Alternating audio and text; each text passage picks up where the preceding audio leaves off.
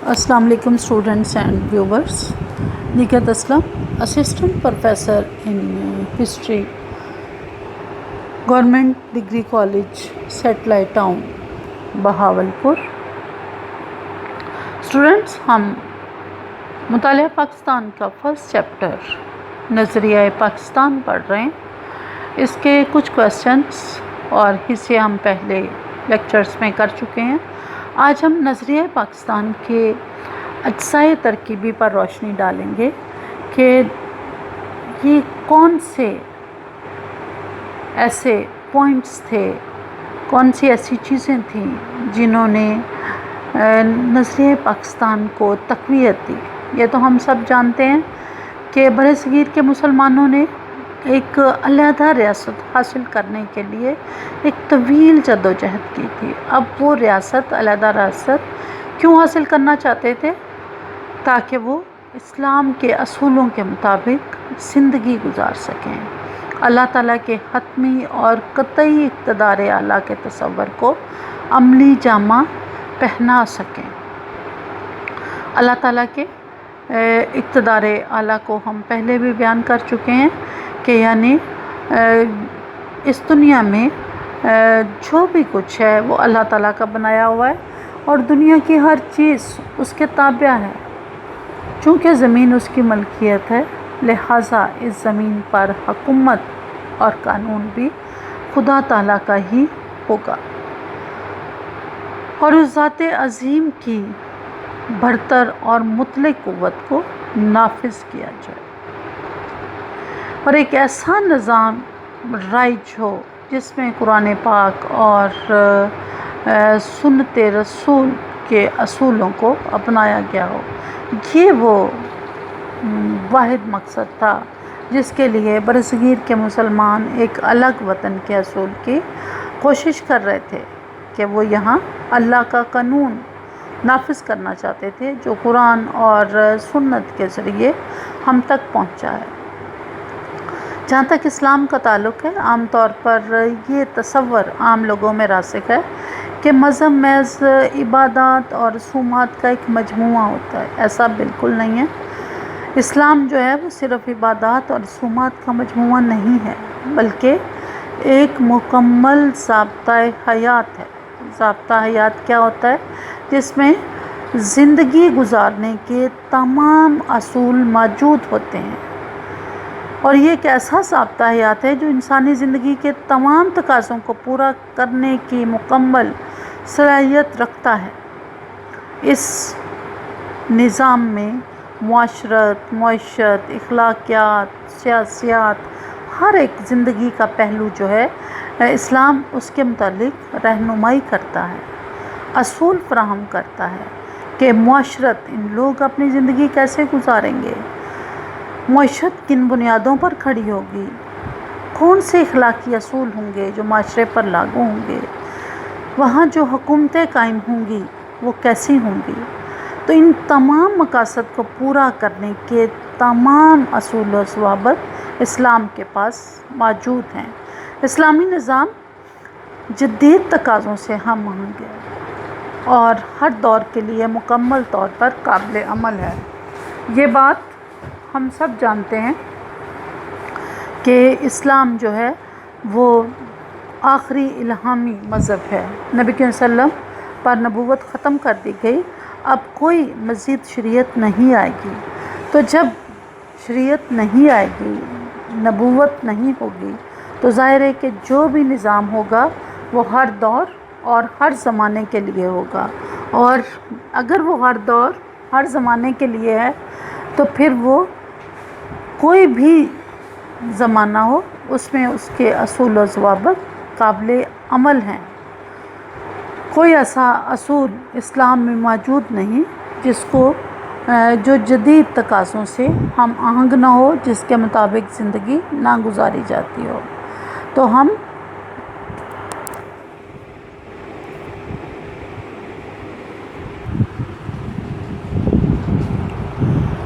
इस्लामी निज़ाम के अज्साए तरकीबी उनको one by one हम डिस्कस करते हैं कि कौन कौन से इस्लामी निज़ाम کون سے ایسے اصول و ضوابط ہیں جن سے مل کر ایک اسلامی نظام بنتا ہے؟ سب سے پہلے چونکہ ہر مذہب کی بنیاد اس کے عقائد اور عبادات ہوتی ہیں، تو پہلے ہم عقائد اور عبادات کو دیکھتے ہیں کہ اسلام کے کون کون سے عقائد ہیں، اس میں کون کون سی عبادات جو ہیں ان کو پرفارم کیا جاتا ہے، انہیں ادا کیا جاتا ہے۔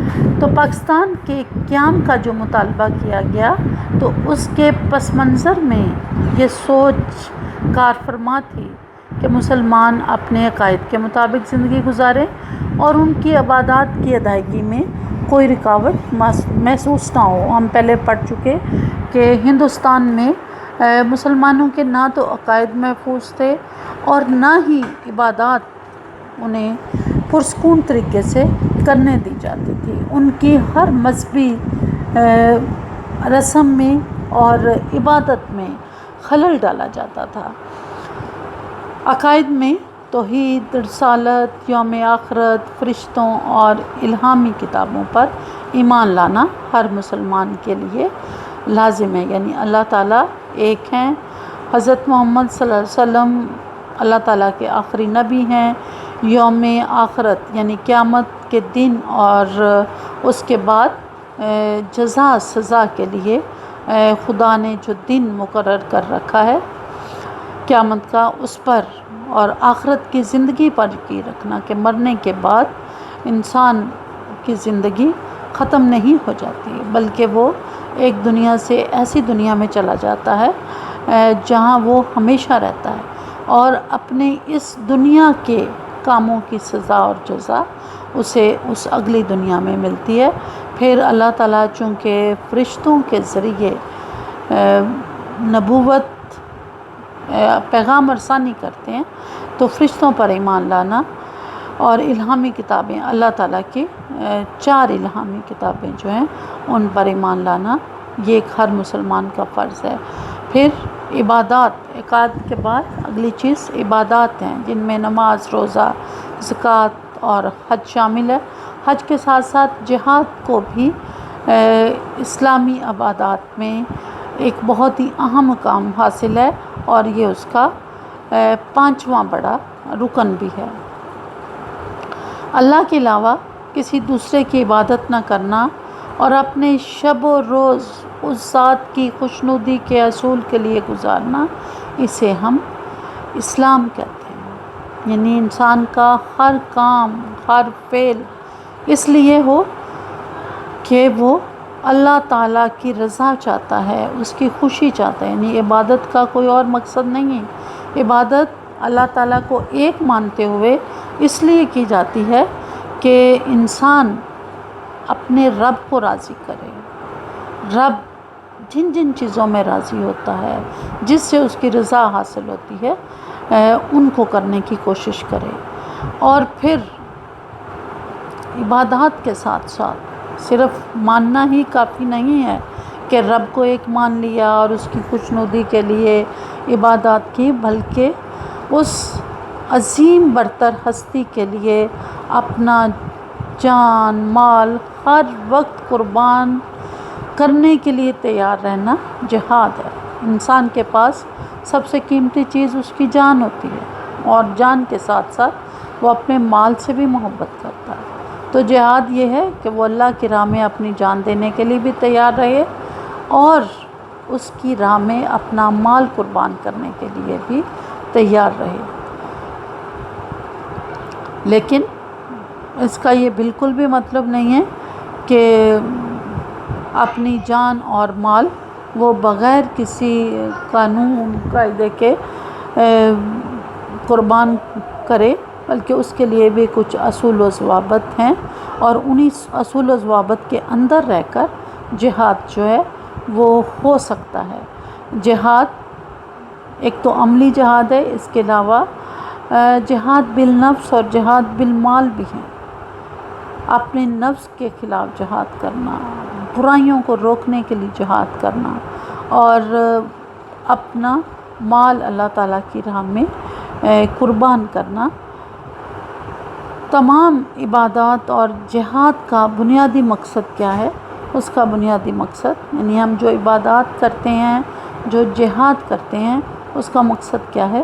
مقصد اللہ تعالیٰ کی رضا حاصل کرنا ہے اور اس کی رضا کا پابند بھی رہنا ہے، جو اس کی مرضی ہے اس کا پابند بھی رہنا ہے، اس کی منشا کے مطابق چلنا ہے، اپنی مرضی سے نہیں بلکہ رب کے بتائے ہوئے راستے کے مطابق چلنا ہے۔ عبادات مسلمانوں کو اللہ کی راہ پر چلنے اور اس کی خاطر جینے مرنے کے لیے تیار کریں۔ عبادات بہت ہی اہمیت کی حامل ہوتی ہیں، گو کہ عبادات میں تمام ضابطہ حیات کور نہیں ہوتا، لیکن عبادات بنیاد ہوتی ہیں، انسان کو اللہ کی راہ پر چلنے کی طرف راغب کرتی ہیں، اس طرف گامزن کرتی ہیں، اور پھر عبادات کے ذریعے وہ ایک پاکیزہ زندگی کی طرف بڑھتا ہے، اور عبادات جو ہیں یہ اس کے کردار کی تعمیر میں بھی بڑی ہی معاون ثابت ہوتی ہے۔ جب انسان نماز پڑھتا ہے، روزے رکھتا ہے، زکوٰۃ ادا کرتا ہے، تو جہاد کرتا ہے، حج کرتا ہے، تو ان سب کا کیا مقصد ہوتا ہے؟ تزکیہ نفس، تقویٰ کا حصول، برائیوں سے خود کو دور کرنا، خود کو پاک رکھنے کی کوشش کرنا۔ تو جب انسان اپنا تزکیہ نفس کرتا ہے تو اس کا کردار بھی بہتر ہوتا ہے۔ تو اس طرح سے عقائد اور عبادات دونوں بڑے ہی اہمیت کے حامل ہیں، یہ انسان کی انفرادی اور اجتماعی کردار سازی میں بڑا ہی اہم کردار ادا کرتے ہیں۔ ظاہر ہے کہ وہ اللہ کو ایک سمجھے گا، اللہ کو حاضر سمجھے گا تو گناہوں سے بچے گا، اس کے رسولوں کو مانے گا تو رسولوں کی کہی ہوئی باتوں پر عمل کرے گا، یوم آخرت کو مانے گا تو اسے خوف ہوگا کہ مرنے کے بعد میں نے اس زندگی کا حساب کتاب دینا ہے۔ الہامی کتابوں کو مانے گا تو ان پر عمل بھی کرے گا، فرشتوں کو مانے گا تو وحی کے سچا ہونے کا اسے یقین ہوگا۔ یعنی ایک عقائد بھی انسان کی زندگی میں بڑی اہمیت کے حامل ہوتے ہیں۔ پھر جب وہ عبادت کرتا ہے تو پاک صاف رہنے کی کوشش کرتا ہے، برائیوں سے دور ہوتا ہے۔ تو یوں عقائد اور عبادات انسان کو ایک بہتر انسان بننے میں اس کی بھرپور مدد کرتے ہیں، اور انسان جو ہے وہ اللہ کی راہ پر چلتا ہے، اس کی مرضی کا پابند ہوتا ہے، اسی کی خاطر جیتا اور مرتا ہے، اور وہ اللہ کے علاوہ کسی کے سامنے نہیں جھکتا، کسی کا محتاج نہیں بنتا۔ تو جب انسان کا کردار بہتر ہو جاتا ہے تو اس سے پھر یہ ہوتا ہے کہ ایک مثالی اسلامی معاشرہ تشکیل میں آتا ہے، اور یہی معاشرہ، یہی افراد ریاست کو بناتے ہیں۔ تو اس طرح سے عقائد اور عبادات ایک مثالی اسلامی ریاست اور معاشرے کی تشکیل کی راہ ہموار کرتے ہیں۔ جمہوری اقدار کا فروغ۔ اسلامی ریاست اور معاشرے کی بنیاد مشاورت ہے۔ کوئی بھی ایسا معاشرہ جو کہ مشاورت کی بنیاد پر قائم نہ ہو، اور فرد واحد کبھی بھی آخری اور حتمی نہیں ہوتے۔ شورا جو ہے یہ معاشرے کی بنیاد ہے، اور شورا کے ذریعے ہی جمہوریت کو فروغ ملتا ہے۔ اسلامی معاشرے میں جمہوریت تبھی پنپتی ہے جب اس کی بنیاد مشاورت پر رکھی جاتی ہے، اور شورا انتہائی اہم ہے۔ اللہ تعالیٰ نے نبی کریم صلی اللہ علیہ وسلم کو بھی یہ قرآن میں ارشاد فرمایا تھا کہ آپ اپنے ساتھیوں سے مشورہ کیا کریں، اور نبی کریم صلی اللہ علیہ وسلم ہر ایک موقع پر اپنے ساتھیوں سے مشورہ کرتے تھے، اور پھر ان کی رائے کا احترام بھی کرتے تھے۔ اگر ہم آپ کی سیرت سے چند پہلوؤں کو دیکھیں، اور جب غزوہ بدر میں آپ نے جانا تھا تو آپ نے اپنے ساتھیوں سے مشورہ کیا، غزوہ احد میں آپ نے اپنے ساتھیوں سے مشورہ کیا، اور چونکہ اکثریت کا رائے آپ کی رائے کے برعکس تھی لیکن آپ نے اپنی رائے کی بجائے اس اکثریت کی رائے پر عمل کیا، اور آپ نہیں چاہتے تھے کہ آپ مدینہ سے باہر جا کر لڑیں، لیکن اکثریت چاہتی تھی کہ مدینہ سے باہر جا کر لڑا جائے، تو آپ احد کے میدان میں جا کر لڑے۔ غزوہ خندق میں آپ نے اپنے ساتھیوں سے مشورہ کیا، اور حضرت سلمان فارسی کے مشورے سے آپ نے خندق کھودی، اور یہی مشورہ کی روایت جو تھی وہ خلفائے راشدین کے دور میں بھی جاری رہی۔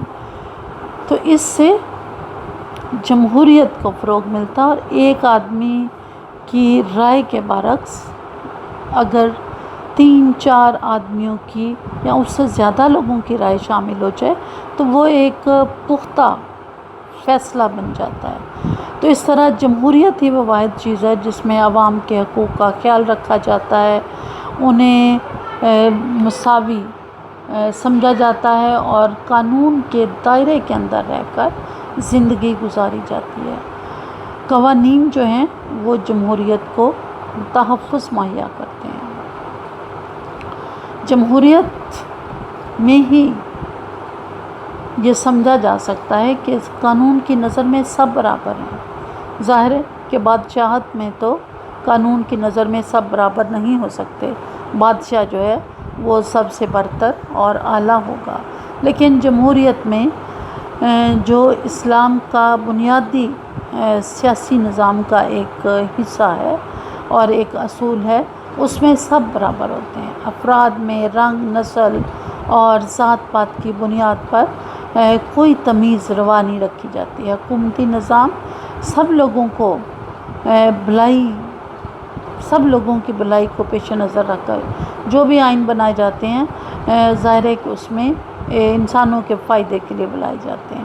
حکومت اللہ تعالیٰ کے احکامات کی پابندی کرتی ہے، اور فرائض کی ادائیگی میں اللہ تعالیٰ کے علاوہ وہ اپنے عوام کو بھی جواب دیتی ہے۔ یعنی وہ حکومت جو جمہوریت سے بنتی ہے، جہاں تو وہ اللہ تعالیٰ کے احکامات کو لاگو کرنے کی پابند ہوتی ہے، اس کے ساتھ ساتھ اس نے عوام کو بھی جواب دینا ہوتا ہے کہ جو کچھ بھی وہ کام کرتے ہیں، جو بھی اقدام حکومت اٹھاتی ہے، تو اس میں سب سے ضروری چیز یہ ہوتا ہے کہ وہ عوام کی فلاح و بہبود کے لیے ہو۔ امیر المومنین اپنی ذمہ داریاں ادا کرتا ہے، وہ اللہ تعالیٰ کے احکامات کی روشنی میں فیصلے کرتا ہے۔ اقتدار اعلیٰ یا تو اللہ تعالیٰ کو حاصل ہوتا ہے، اور امیر المومنین اللہ تعالیٰ کے اقتدار اعلیٰ کو اس کی منشا کے مطابق استعمال کرتے ہیں۔ عام لوگوں کو حکومت کی پالیسیوں اور فیصلوں پر تنقید کا حق حاصل ہوتا ہے۔ یعنی اگر لوگ محسوس کریں کہ ان کے حقوق محفوظ نہیں ہیں، حکومت کی پالیسی یا حکومت کا فیصلہ درست نہیں ہے، تو وہ اس کو احساس دلانے کا حق رکھتے ہیں کہ جو تم کر رہے ہو وہ ٹھیک نہیں ہے۔ خلیفہ اول حضرت ابوبکر صدیق نے خلیفہ کے طور پر جب اختیارات سنبھالے تھے تو انہوں نے صاف صاف کہہ دیا تھا کہ عوام ان کے احکامات پر اس وقت عمل کریں جب وہ احکامات اللہ اور اس کے رسول کے احکامات سے متصادم نہ ہوں۔ پاکستان کا قیام عمل میں لایا گیا تو یہی جو جمہوری تصور تھا اس کو عملی شکل دینا مقصود تھا۔ یہ بھی ضروری تھا کہ ابتدائی اسلامی دور کے معاشرتی خد و خال کو اپنایا جا سکے، اسلامی اقدار کو نئے سرے سے نافذ کیا جائے، پاکستان کو اسلامی معاشرے کے خطوط پر استوار کرنے کا فیصلہ کیا گیا، اور اسلامی جمہوریت کا تصور مغرب کے تصور جمہوریت سے بہت ہی مختلف ہے۔ یعنی اسلام یہاں مشاورت کا حکم دیتا ہے، جمہوری روایات کو اپنانے کا حکم دیتا ہے، وہاں جو تصور جمہوریت اس وقت ہندوستان میں برطانیہ کے ذریعے رائج تھا، وہ اسلام کے جمہوری تصور سے بہت ہی مختلف تھا۔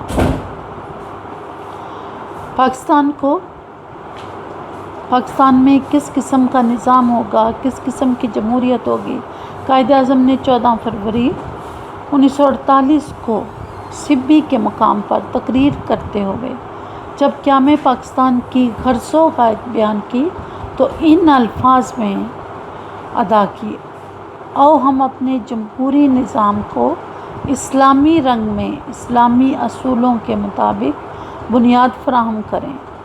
اللہ ذوالجلال نے ہمیں سکھایا ہے کہ ہم ریاستی امور کو باہم صلاح مشورے سے طے کریں، یعنی اسلام کا وہ جمہوری اصول جو 1400 سال پہلے نافذ ہوا تھا، قائد اعظم نے اسی اصول کو پاکستان میں نافذ کرنے کے بارے میں لوگوں کو بتایا کہ یہ ملک جو ہے وہ اس لیے بنایا گیا ہے کہ یہاں اسلامی اصول جو ہیں وہ بنیاد فراہم کریں گے اور اصلاح مشورے سے نظام حکومت کو چلایا جائے گا۔ وہ ریاست جو مسلمان قائم کرنا چاہتے تھے، اس میں ایک اور بنیادی چیز معاشرتی انصاف اور مساوات بھی تھی۔ اسلام ہم جانتے ہیں کہ قوت، امن اور بھائی چارے کا حکم دیتا ہے، اور پاکستان کی تخلیق کا فیصلہ بھی اسی خواہش کا اظہار کرتے ہوئے کیا گیا تھا کہ وہ ایک ایسا معاشرہ قائم کرنا چاہتے ہیں جو صحیح اسلامی معاشرے، صحیح اسلامی اصولوں پر قائم ہو اور ان کو عمل میں لائے۔ وہ عدل، مساوات اور معاشرتی بہبود کے تقاضوں کو پورا کرنا چاہتے تھے، اور پاکستان کو جدید دنیا کے سامنے ایک مثال بنا کر پیش کرنا چاہتے تھے تاکہ دنیا کی دوسری اقوام ان کے نظام سے متاثر ہو کر ان کی تقلید کرنے لگیں۔ یعنی وہ اس قدر ایک آئیڈیل ریاست بنانا چاہتے تھے جو پوری دنیا کے لیے ایک نمونہ بن جائے، اور ریاستوں کی جو بنیاد ہوتی ہے وہ عدل ہوتا ہے۔ کوئی ریاست بنا عدل کے قائم نہیں رہ سکتی۔ تمام شہریوں کے درمیان مساوات کا اصول لاگو کرنا لازمی ہوتا ہے۔ کوئی ریاست اپنے شہریوں کے درمیان فرق کر کے بھی اپنا وجود قائم نہیں رہ سکتی۔ کالا، گورا، نیلا، پیلا، ہر ایک رنگ نسل کا شخص ریاست کی نظر میں برابر ہوتا ہے جب تک کہ وہ کسی لا قانونیت کی طرف مائل نہ ہو، اور ریاستیں ہمیشہ افراد کی فلاح کے لیے بنائی جاتی ہیں، ان کی بہبود کے لیے بنائی جاتی ہیں۔ اس ریاست کا کوئی فائدہ نہیں ہے جس کا مقصد انسانوں کی فلاح و بہبود نہ ہو۔ یعنی ریاست قائم کرنے کے جو بنیادی مقاصد تھے وہ یہ تھے کہ وہاں عدل کو فروغ ملے، وہاں مساوات قائم ہو، اور وہاں فلاح و بہبود کے جو بھی تقاضے ہیں ان کو پورا کیا جائے، اس طرح سے پورا کیا جائے اور اتنے عالی شان طریقے سے انہیں عملی جامہ پہنایا جائے کہ لوگ اس کی تقلید کریں۔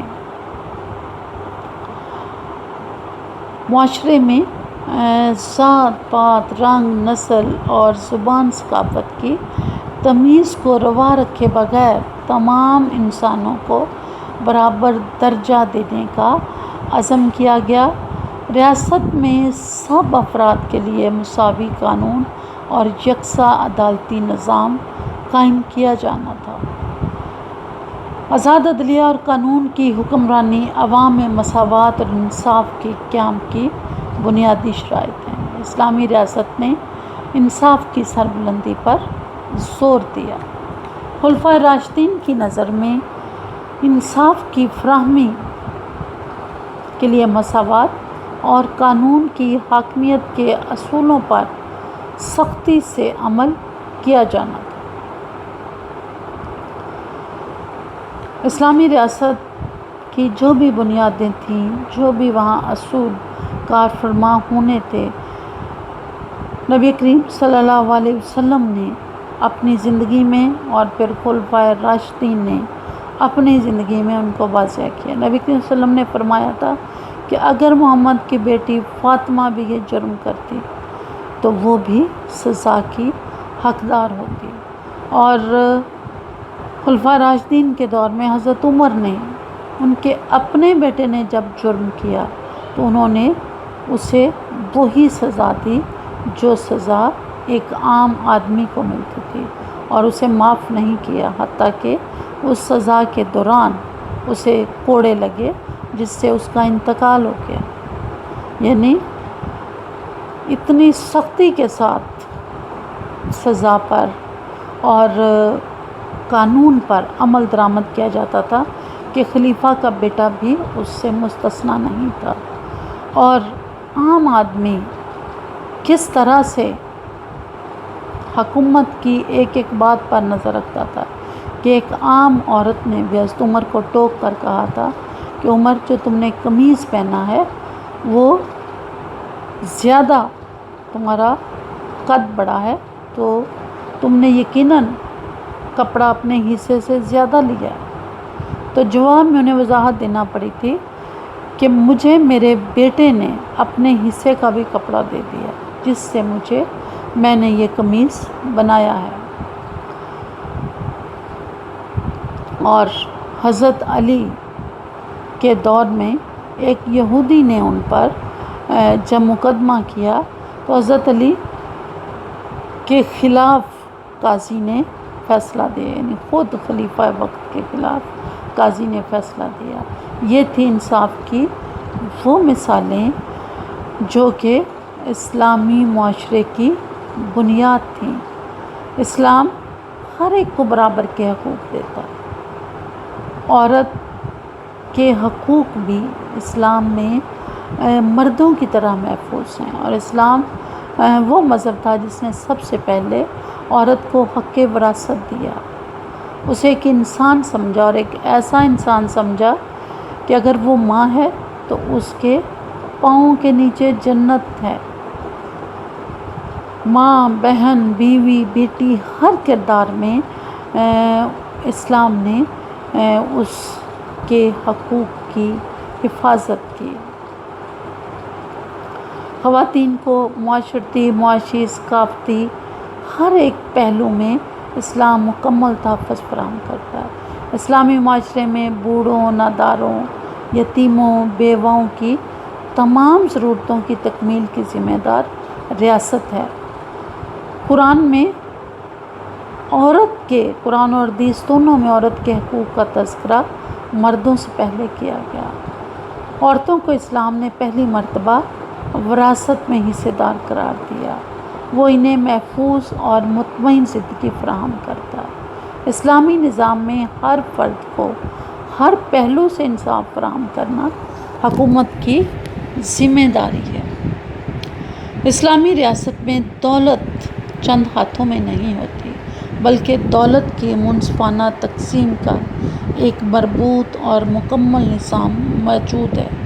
تو جب پاکستان بنانے کا فیصلہ ہوا تو مندرجہ بالا جتنی بھی چیزیں اقدار کو ہم نے اوپر ڈسکس کیا، ان تمام اقدار کو اپنانے اور ریاست کو ایک ایسی مثالی ریاست بنانے کا خواب دیکھا گیا جس میں قوت، بھائی چارہ، برداشت اور باہمی تعاون کے جذبوں کو فروغ دیا جانا تھا۔ یعنی ایک ایسی ریاست بننا تھی جس میں تمام لوگ جو تھے ان کو انصاف ملنا تھا، قانون کی نظر میں ان کو برابر ہونا تھا، اعلیٰ اور ادنیٰ کے درمیان کوئی فرق نہیں تھا، تمام انسان ریاست کی نظر میں برابر ہونا تھے، ہر فرد کی فلاح و بہبود کا ریاست نے خیال رکھنا تھا، عورت، بچہ، بوڑھا، محتاج، کمزور کوئی ایسا شخص نہیں تھا جس کے حقوق اس ریاست میں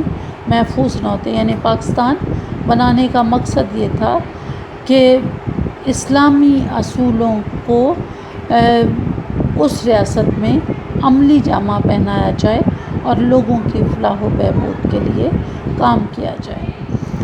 شہریوں کے حقوق و فرائض۔ پاکستان جیسی اسلامی ریاست کا قیام عمل میں لایا گیا تو ایک طرف شہریوں کے حقوق اور تحفظات کی اہمیت تسلیم کی گئی، یعنی حق فرض کے بغیر نہیں ہوتا، اگر ہم کچھ لیتے ہیں تو بدلے میں کچھ دیتے بھی ہیں۔ تو ریاست جہاں اس بات کا تذکرہ کر رہی ہے کہ جب وہ ریاست بنے گی تو اس میں لوگوں کو کیا کیا حقوق حاصل ہوں گے، دوسری طرف ان کے فرائض پر بھی اسلامی ریاست میں، اسلامی قانون میں بھرپور روشنی ڈالی گئی ہے اور ہر فرد پر زور دیا گیا کہ وہ اپنے فرائض کو احسن طریقے سے پورا کرے۔ اسلامی معاشرے میں حقوق کے ساتھ ساتھ فرائض کا ذکر بھی کیا جاتا ہے۔ ایک فرد کا حق دوسرے فرد کا فرض بن جاتا ہے۔ حقوق و فرائض دونوں کا ہمیشہ چولی دامن کا ساتھ ہوتا ہے یا لازم و ملزوم ہوتے ہیں، اور فرائض ادا کر کے ہی ایک فرد حقوق حاصل کرنے کے قابل بن جاتا ہے۔ یعنی اگر یہ اس کا حق ہے کہ اس کی جان محفوظ رہے، تو یہ اس کا فرض بھی ہے کہ دوسروں کی جان بھی اس سے محفوظ رہے۔ اگر اس کا یہ حق ہے کہ اس کی عزت محفوظ ہو، اس کی جائیداد محفوظ ہو، اس کا مال محفوظ ہو، تو اس کا بھی یہ فرض ہے کہ وہ سیم یہی سلوک دوسروں کے ساتھ کرے۔ یعنی اگر اس نے کچھ لینا ہے تو سیم اسی طرح اس نے کچھ دینا بھی ہے۔ تو حق اور فرض دونوں ایک دوسرے کے ساتھ جڑے ہوئے ہیں۔ اسلامی ریاست کو حقوق و فرائض کا باہمی توازن ایک کامیاب ریاست بنا دیتا ہے، اور یہ ریاست کی ذمہ داری ہوتی ہے کہ وہ حقوق اور فرائض دونوں کے درمیان توازن قائم کرے، اور اگر ریاست ایسا نہیں کرتی تو ریاست ناکام ہوتی ہے۔ اور یہ ایسا تب نہیں ہوتا جب شہریوں کے درمیان اعلیٰ اور ادنیٰ کی تمیز پیدا ہو جاتی ہے۔ اعلیٰ فرد کا کام صرف لینا ہی ہوتا ہے، وہ دیتے کچھ نہیں ہے۔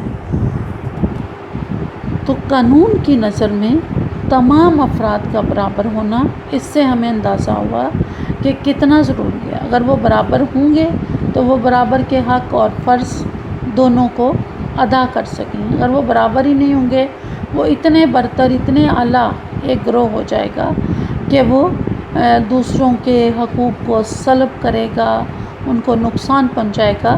لیکن جو کمزور ہوگا وہ تو ظاہر ہے کہ جواب میں اسے نقصان نہیں پہنچا سکتا۔ تو اس طرح ریاست کمزور ہو جاتی ہے۔ ریاست کا بنیادی فرض ہے کہ وہ لوگوں کے درمیان توازن کو قائم رکھے۔ ایک اسلامی ریاست میں تمام شہریوں کو کسی تمیز کے بغیر مختلف قسم کے حقوق مہیا کیے جاتے ہیں۔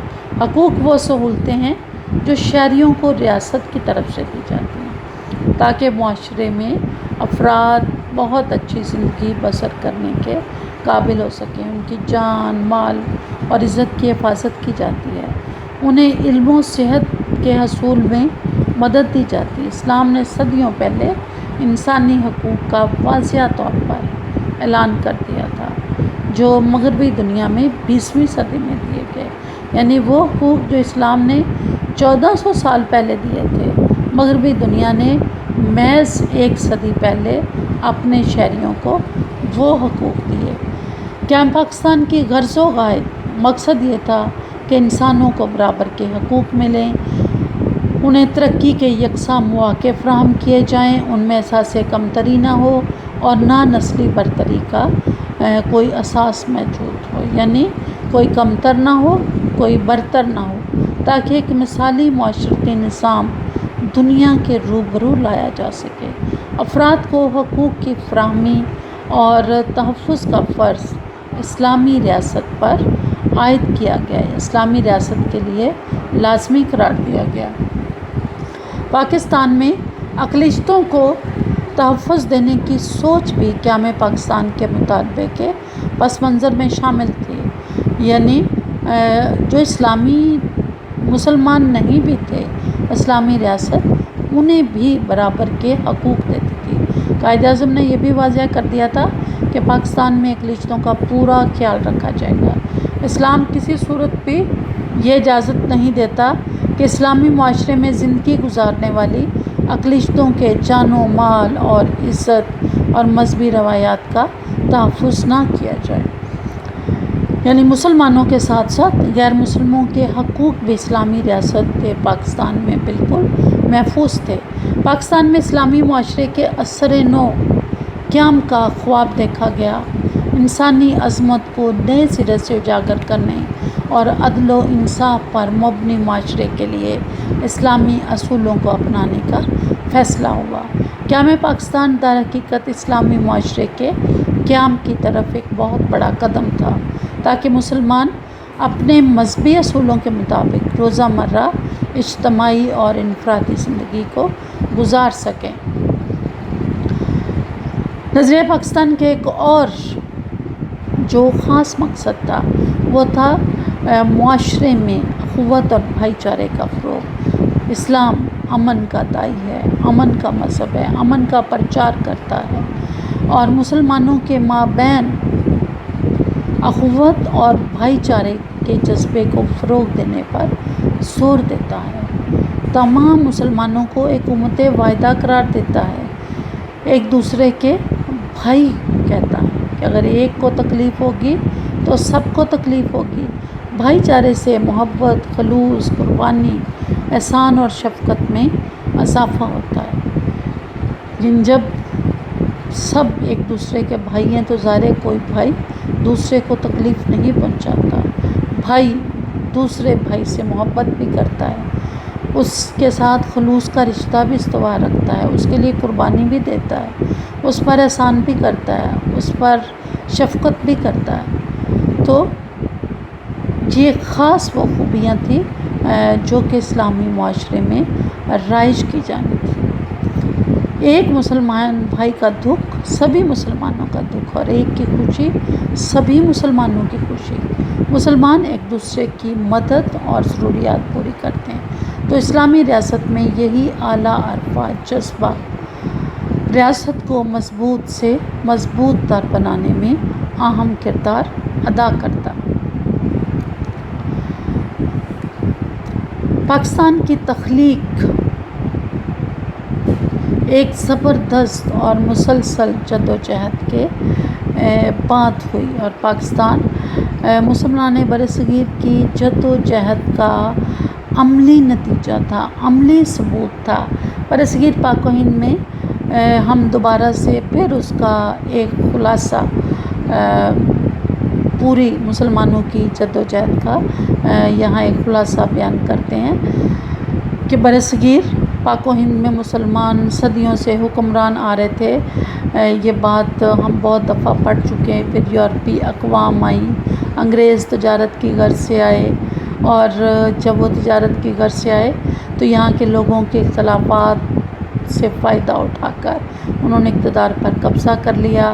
انگریزوں کے اقتدار کو کچھ مسلمان حکمرانوں نے چیلنج کیا، جن میں ٹیپو سلطان، نواب سراج الدولہ، لیکن ان کو ناکامی کا سامنا کرنا پڑا کہ ان کے اندر سے ہی کچھ لوگوں نے غداری کی، انگریزوں کا ساتھ دیا اور ٹیپو سلطان اور سراج الدولہ کی ناکامی کے بعد انگریز تقریباً پورے ہندوستان پر قابض ہو گئے۔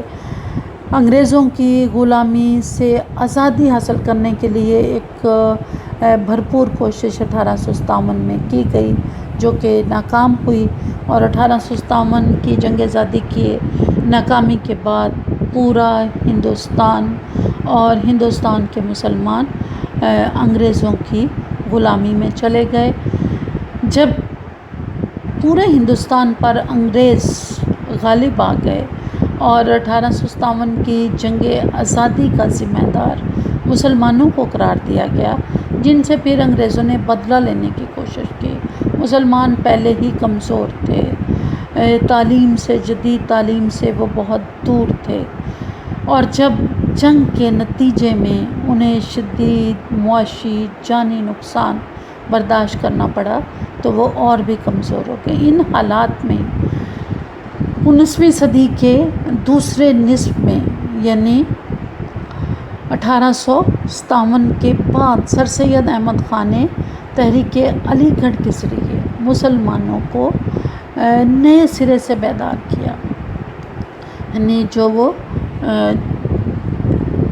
جہالت کی تاریکیوں میں ڈوب رہے تھے، معاشی لحاظ سے کمزور ہو رہے تھے، سر سید نے تعلیم کے ذریعے مسلمانوں کی سیاسی اور معاشی بیداری کا فریضہ سر انجام دیا۔ ان کا خیال یہ تھا کہ اگر مسلمان جدید تعلیم کی طرف راغب ہو جائیں تو ان کی معاشرتی اور دیگر شعبوں میں وہ ہندوؤں کے مد مقابل اور ان کے برابر آ سکیں گے۔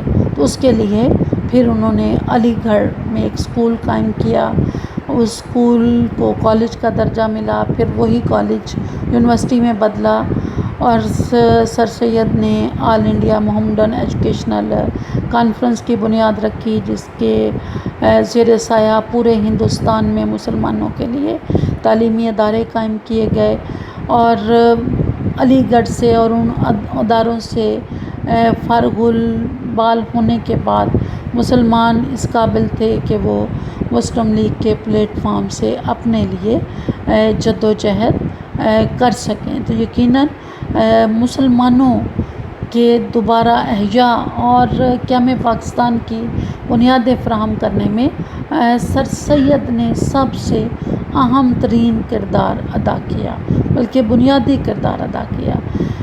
سر سید کے بعد علامہ محمد اقبال نے مسلمانوں کے لیے علیحدہ مملکت کا تصور پیش کیا۔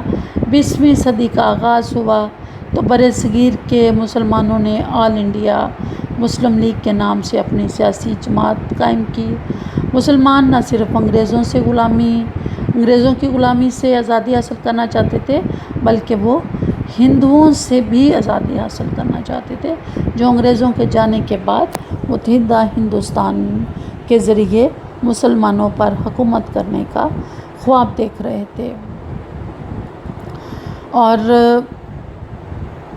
پھر قائد اعظم کی رہنمائی میں بالآخر ہندوستان کے مسلمان اپنی منزل تک پہنچنے میں کامیاب ہوئے، اور ایک خود مختار ملک وجود میں آیا جو مسلمانوں کی بے پناہ قربانیوں کا نتیجہ تھا۔ پاکستان کے لیے جد و جہد کرتے ہوئے مسلمانوں نے بے پناہ قربانیاں دیں، اور لاکھوں لوگوں نے اپنی جان اس ملک کی خاطر دی، شہید ہوئے، لوگوں کے گھر بار پیچھے رہ گئے، وہ لٹے پٹے ہندوستان سے پاکستان پہنچے۔ تو یوں جہاں دیگر لوگوں نے اس ملک کو بنانے کے لیے کام کیا، اس کے لیے خدمات سر انجام دیں، ان میں اگر دیکھا جائے تو مسلم خواتین اور نوجوان طلبات نے بھرپور حصہ لیا۔ مسلم اسٹوڈنٹس فیڈریشن نے قیام پاکستان کی تحریک میں مرکزی کردار ادا کیا، اور پاکستان کا مسلم لیگ کا جھنڈا بھی ایک خاتون نے لہرایا تھا۔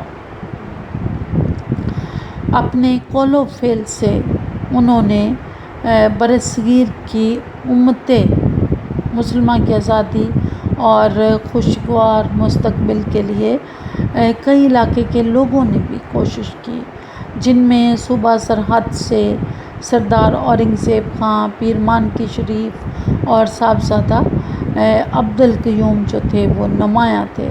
بلوچستان سے قاضی محمد عیسیٰ، نواب محمد خان جوگسئی اور میر سیراب خان شہید کی خدمات قابل ذکر ہیں۔ میر سیراب خان نے اپنی جان بھی آزادی کی راہ میں نچھاور کی۔ سندھ سے پیر صبغت اللہ کا نام بڑا ہی اہم ہے، جنہوں نے حروں کی قیادت کرتے ہوئے انگریزوں کے خلاف جدوجہد کی اور شہید ہوئے۔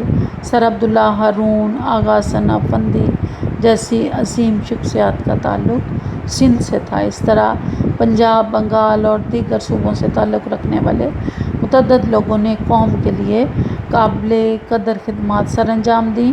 تو ان تمام لوگوں کی کوششوں اور خدمات کی بدولت آج پاکستان ایک آزاد اور خود مختار مسلم مملکت کے طور پر اپنا وجود رکھتا ہے، اور پاکستانی قوم آزاد فضاؤں میں سانس لے رہی ہے۔ شکریہ۔